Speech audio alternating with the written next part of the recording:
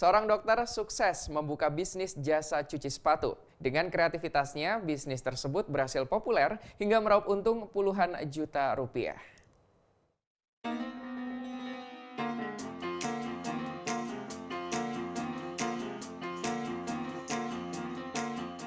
Jualan sepatu mungkin sudah biasa.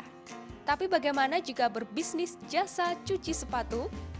Mungkin terdengar sederhana, tapi siapa sangka usaha jasa cuci sepatu membuat pria bernama Tirta menjadi seorang dokter.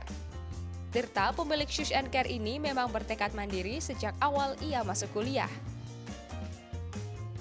Tirta mengawali usaha cuci sepatunya dari ketidaksengajaan. Tirta harus membersihkan koleksi sepatu pribadinya yang terkena abu letusan Gunung Kelut tahun 2014 silam. Sejak saat itu, banyak teman-temannya yang menitipkan sepatu untuk dicuci. Tirta pun akhirnya mencetuskan jasanya sebagai sebuah bisnis yang dinamai Shush and Care. Tirta memilih mengandalkan hidupnya dari bisnis Shush and Care. Ia berkomitmen untuk tidak mengambil keuntungan dari profesinya sebagai dokter. Namun keduanya tetap ingin ia jalani secara bersamaan.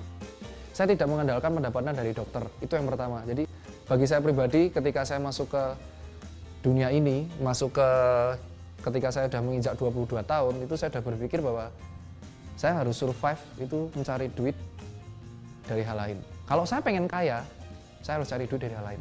Saya nggak akan kaya kalau saya mengandalkan dari dokter, karena bagi saya dokter itu profesi humanis.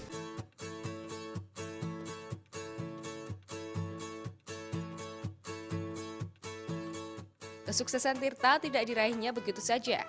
Keseriusannya menekuni dunia bisnis tidak semulus yang dibayangkan. Dengan hanya bermodalkan sabun pembersih sepatu senilai 400.000, Tirta mulai menjalankan bisnisnya dari halaman tempat indekos hingga akhirnya bisa memiliki toko sendiri. Berlokasi di dekat alun-alun Kidul ini ada tempat bersejarah bagi Tirta. Dulunya tempat ini adalah sebuah bengkel, namun disulap oleh Tirta menjadi gerai Shush and Care pertama kali.